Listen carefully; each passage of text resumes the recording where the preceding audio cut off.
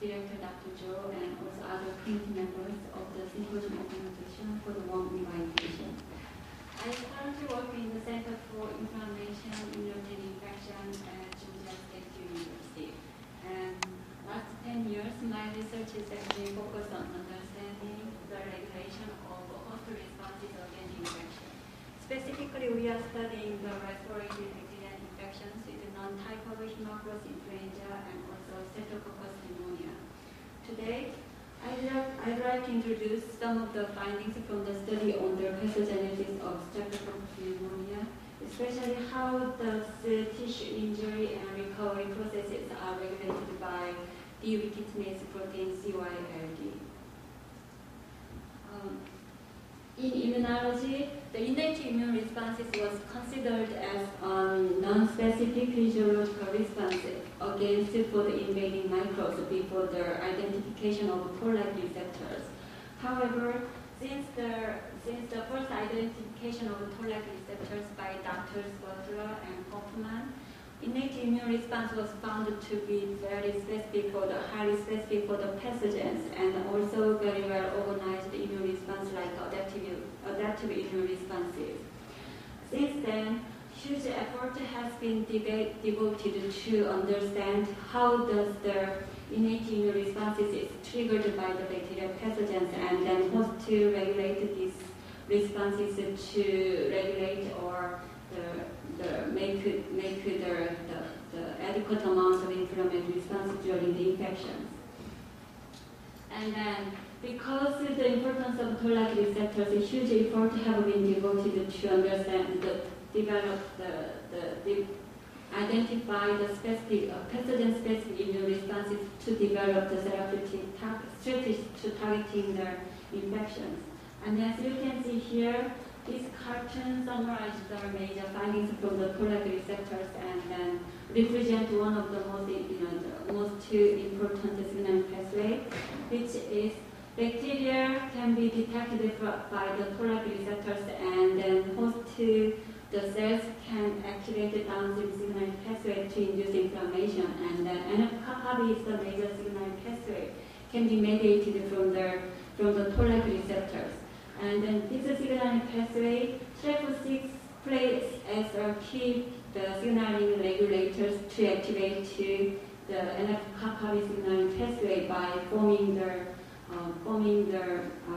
adaptor complex.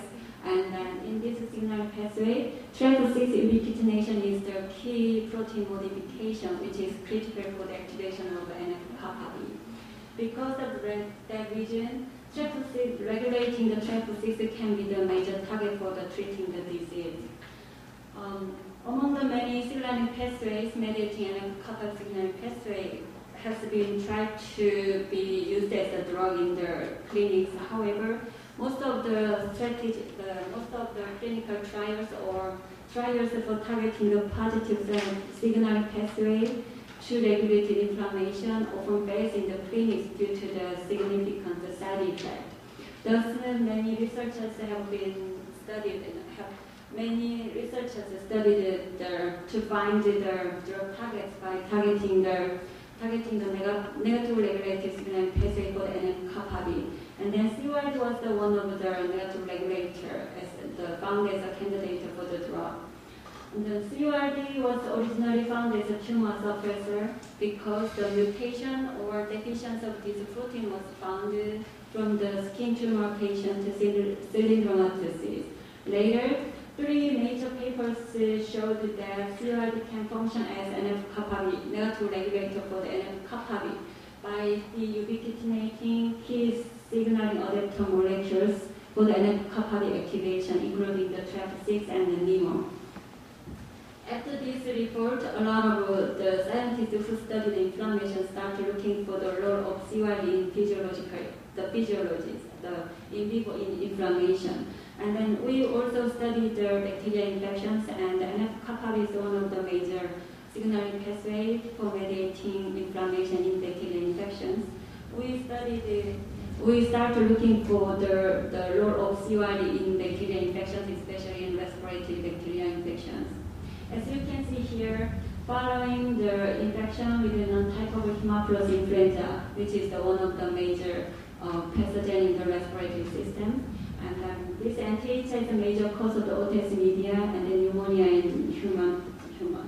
And as you can see here, I hope you can see here, through the tympanic membrane you can see the congestion. The enhanced congestion is here in knockout mice, and inside the tympanic membrane you can see the accumulation of the mucus, which is the symptoms of the clinical symptoms of the inflammation in the middle ear.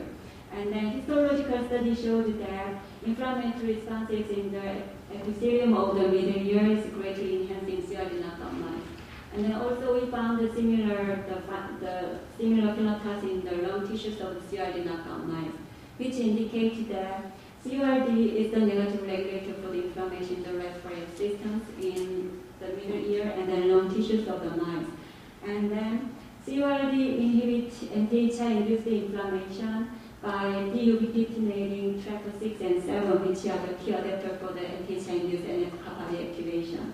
And you can see here, anti-HA-induced tractor 6 and tractor 7 ubiquitination, and also CORD deubiquitinase anti-HA-induced ubiquitination. And knockdown CORD using CORD siRNA significantly enhanced the ubiquitination of tractor 6 and 7.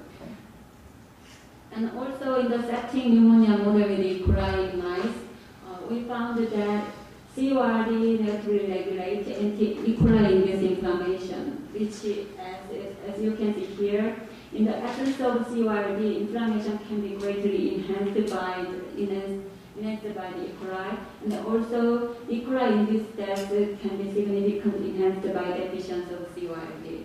Thus, this data clearly indicates that CORD not only relatively regulate NF-kappa activation, but also actually can regulate inflammation in vivo in bacterial infections in respiratory systems. After this finding, we start to wonder whether CORD also can regulate other bacterial infections like Streptococcus pneumonia. Streptococcus pneumonia is one of the major pathogens in the respiratory system, and also this is the major cause of otitis media in children and the pneumonia in adults. Like any other bacterial infections, as pneumonia infection, the treatment for the pneumonia infection was also greatly challenged by the high emergence of antibiotic resistance in the clinic.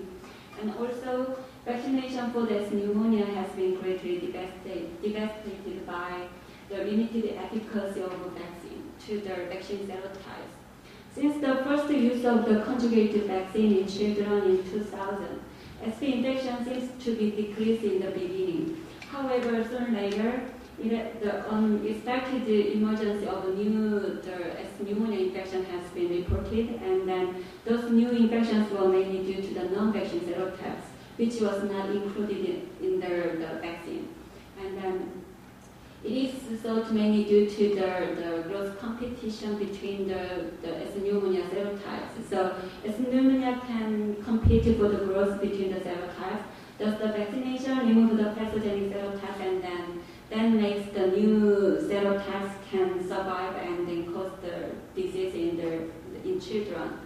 Because of the reason, last year in 2010, new 6 serotypes have been added into the original vaccine, but still this new vaccine only covers 13 serotypes out of 91 the pneumonia serotypes. Thus, researchers expect the emergence of new pathogenic serotypes at any moment.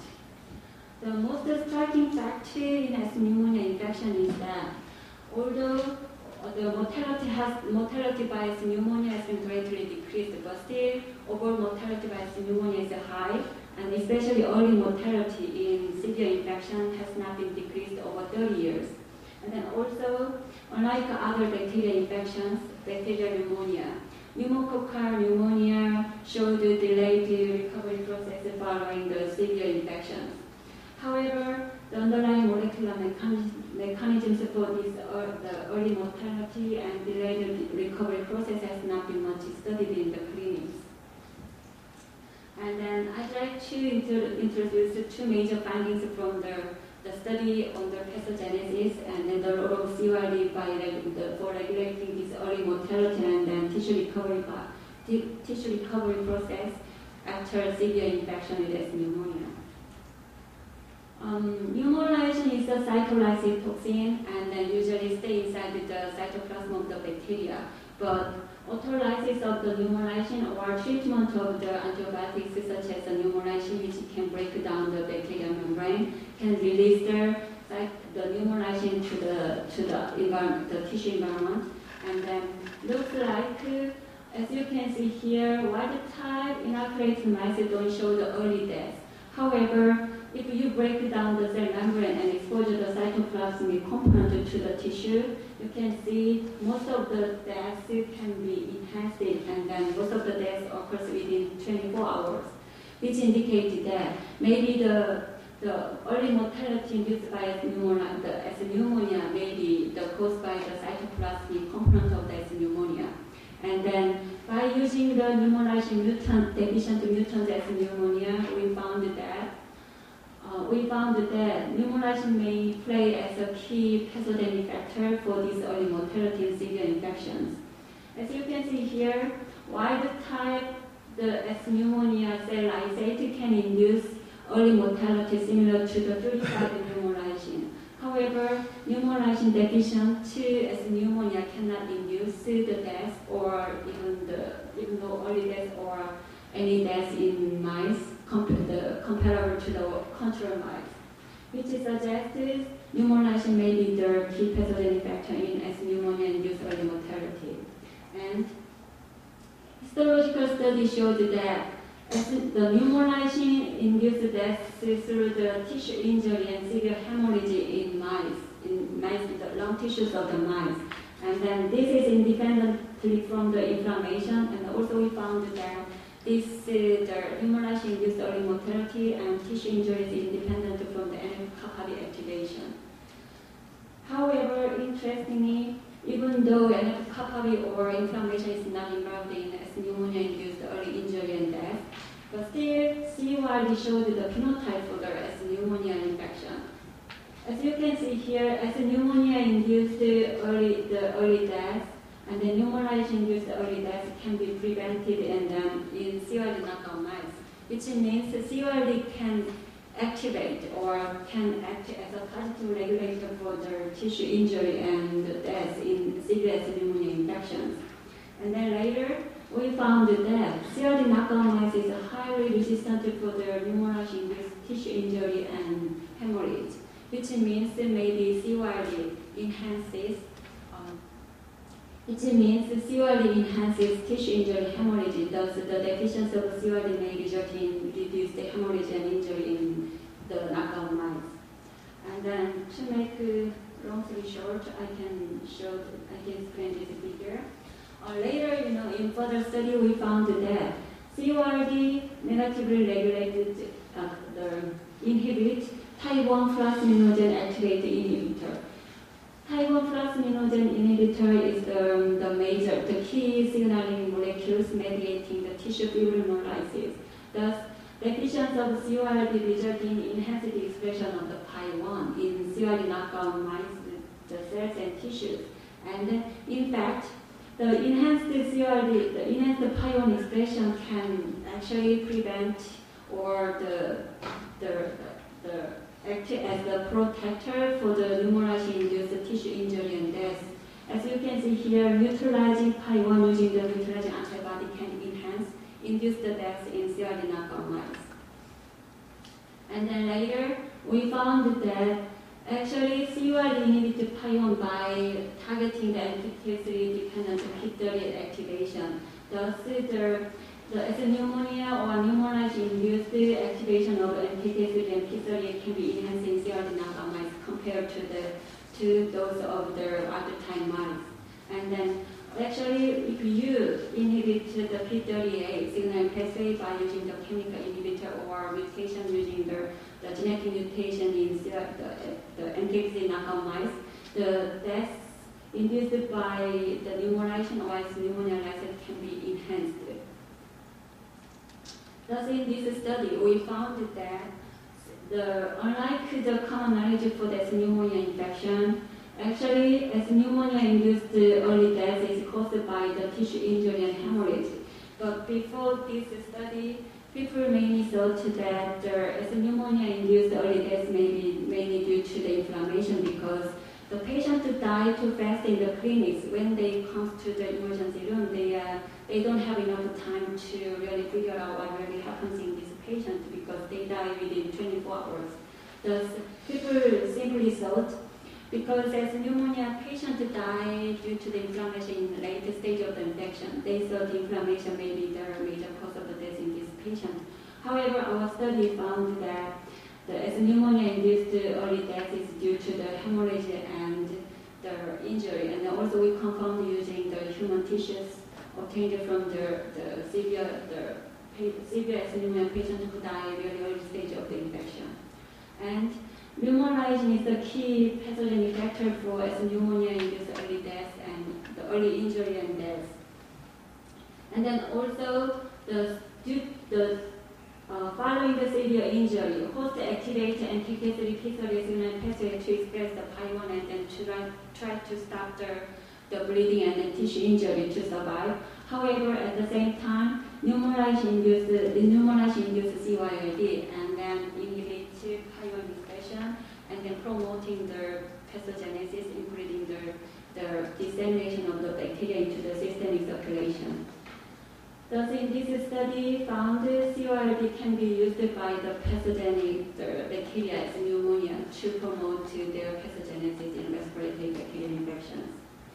After this study, we found one really interesting phenotype from these mice.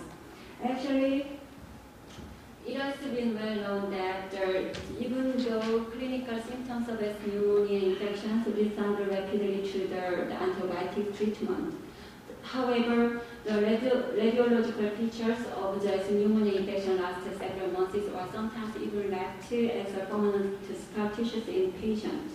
However, these discrepancies between the patient has not been much studied in the clinics. And interestingly, in our study, we found that the wild-type mice survived from the tissue injury, recovered without any significant side effect.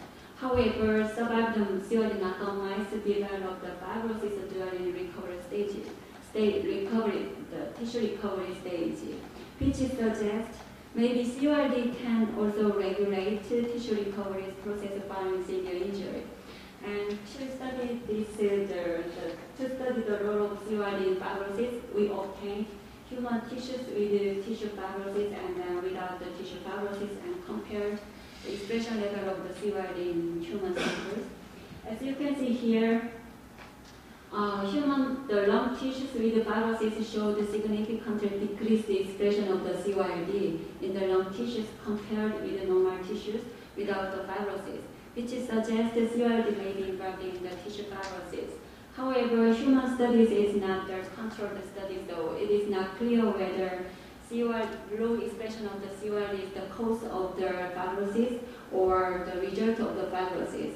Thus, to clear the problem, we measured the tissue fibrosis using the well-known tissue injury model with bleomycin. Bleomycin is the most widely used the fibrosis model in mice, and then following the injury with the bleomycin, CYLD knockout mice showed enhanced fibrosis compared to the wild-type mice, which suggests that deficiency of CYLD or low expression of CYLD may be the cause of the fibrosis following the tissue injury. And then later, we found that CYLD targets the TGF-beta signal, the regulated TGF-beta signaling pathway to regulate tissue fibrosis. TGF-beta signaling is one of the major signaling pathways to regulating the tissue fibrosis in the lung and other tissues.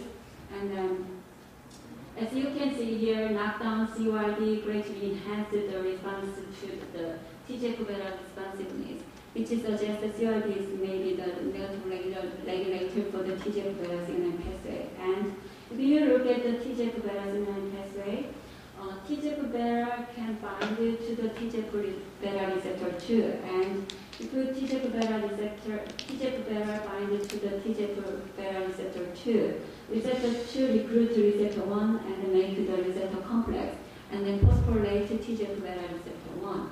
And if TGF-beta 1, the receptor 1 is phosphorylated, the TGF-beta receptor 1 recruits the SMAD3 to the membrane and then make the membrane receptor complex with the TGF-beta receptor complex and SMAD3. And the TGF-beta receptor 1 phosphorylates SMAD3. And then phosphorylated SMAD3 can be released from the membrane complex and then go to the cytoplasm and then binding and then make the complex with the SMAD3. And then SMAD3 for complex can translocate into the nucleus to regulated extracellular matrix, the expression of the extracellular matrix. And then we're looking for how does the CORD regulate to TGF-beta signaling pathway. And then first, as you can see here, in the absence of TGF-beta receptor 2 or TGF-beta receptor 1, if you overexpress the downstream molecules of the receptors, still CORD can regulate to TGF-beta response, which means CORD may target the downstream of the TGF-beta receptor. And then next was the SMAD proteins. And then as you can see here, in the absence of SMAD3, CORD cannot regulate TGF-beta responsiveness. However, if you reconstitute SMAD3, knockdown CORD can enhance the TGF-beta responsiveness. However, in the absence of SMAD3, even you overexpress the SMAD4, CORD cannot regulate TGF-beta responsiveness, which indicates that maybe CORD may target the SMAD3. And then next question will be how does CORD regulate the SMAD3? The first, because SMAD3 phosphorylation is very critical, really important for the TGF-beta signaling pathway, we first measured whether CORD can regulate the SMAD3 phosphorylation. But interesting thing we found was that CORD not only regulates phosphorylation of the SMAD3, actually CORD can regulate expression level of the SMAD3, which means CORD can regulate TGF-beta signaling pathway by regulating SMAD3 protein expression. And then further study we found that this effect is independent from the messenger RNA regulation. And then later we found that overexpressing CORD can downregulate SMAD3. And then so after this finding we studied and we found that because of the importance of SMAD3 in the TGF-beta signaling pathway, the expression level of SMAD3 is tightly regulated through the proteasome-dependent protein degradation pathway. And then, as you can see here, the overexpressing the CORD can downregulate SMAD3, but if you block the proteasome, the CORD-mediated SMAD3 degradation can be blocked, which means CORD inhibits protein expression through the proteasome-dependent the SMAD3 degradation. And then later, and then one more interesting finding was that the CORD-mediated regulation of SMAD3 dependent on its ubiquitinase activity. But simply, in the beginning, it looks simple because the SMAD3 ubiquitination is very critical for proteasome-dependent SMAD3 degradation, and then CORD is the ubiquitinase. Thus, simply this looks really easy to link SMAD3 to the CORD. However, SMAD3 ubiquitination is specific for the lysine 48, and then ubiquitinase CORD is specific for the lysine 63. So it cannot be directly linked to each other. And then later, we found that CORD regulates SMAD3 degradation indirectly through the AKT-mediated GSK3 beta-mediated SMAD3 degradation. And then, furthermore, we found that a CORD directly interacted AKT, and then also the dual link in vivo protein-protein interaction showed that CORD and the AKT interaction can be further enhanced by the infection with the S pneumonia. And then also, CORD as pneumonia can induce AKT ubiquitination and the CORD deubiquitinase, which means CORD deubiquitinase AKT and inactivate AKT. And then this can lead to the downregulation of the SMAD3 protein later in vivo as pneumonia infections. Thus, following the severe injury, host activated TGF-beta signaling pathway to activate the tissue recovery process, and then CORD play critical roles in this tissue recovery process by regulating AKT-mediated SMAD3 degradation. And in some cases, if the CORD expression is downregulated or the deficiency due to the genetic defect, SMAD3 expression can be enhanced, and this can result in enhanced response to the TGF-beta, the activation TGF-beta, and then also result in the overproduction of the extracellular matrix and result in enhanced fibrosis in the following severe SP infections. In this study, we found that CORD naturally regulated TGF-beta signaling pathway by regulating SMAD3 protein stability, and then before the E3 ligase for the AKT ubiquitination was found and reported in the Science paper in 2009, but by now no any report showed the ubiquitinase for the AKT, and then we hear for the first time we showed here that CORD is the ubiquitinase for the AKT ubiquitination, and then also along with the clinical findings and the experimental evidence showed that CORD expression is downregulated in human lung tissues, and then low expression of the CORD due to some regions can result in enhanced fibrosis in bacterial infections. Thank you for the attention, and I'd like to stop here and discuss if you have any comments or questions. Thank you.